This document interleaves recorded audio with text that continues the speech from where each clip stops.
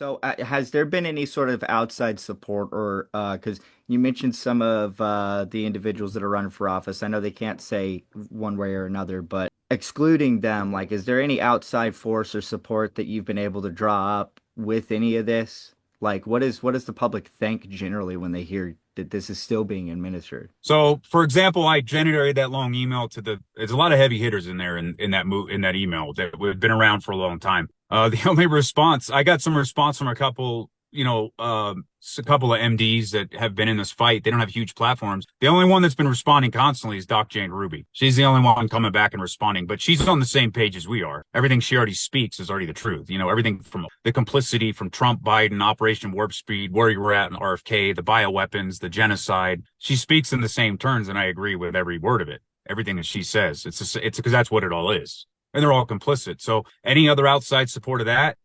No, she said I can come on her show whenever the other day too, and we can talk the same, which I'm probably going to reach out to her.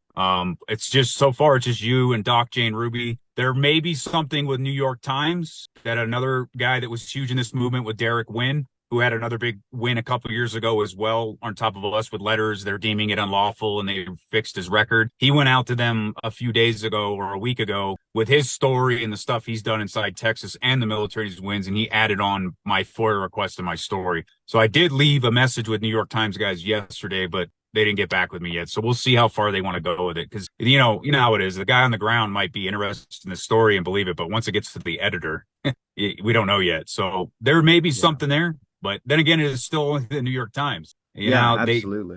were complicit in this shit for years during the COVID era. Yeah, So comes they out from called them. us crazy. Yeah.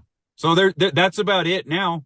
Like I said, I have connections to everybody. They all see it. I know who all these people are. I know all of them. So they have chosen to ignore this for identity politics. Is really the front of it, the base of it. And there's other nuances and gray areas, obviously, but this was the chance to drive something one more time. Maybe Yeah. it still is. I'm not writing it off yet because it's still only been about 10 days, but 9 days since I put it out publicly. And then it really didn't kick off until the weekend. There's one more person I did get support from Lieutenant Colonel Teresa Long. We had some conversations. She's been taking the report. She said she's sending some reports up and she has put out some public statements.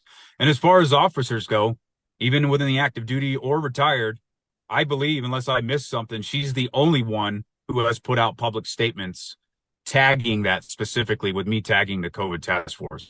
So far, Yeah. she is the only active duty officer that I've seen particularly call out this evil. Yeah, Why? I've seen it too on Twitter or X now.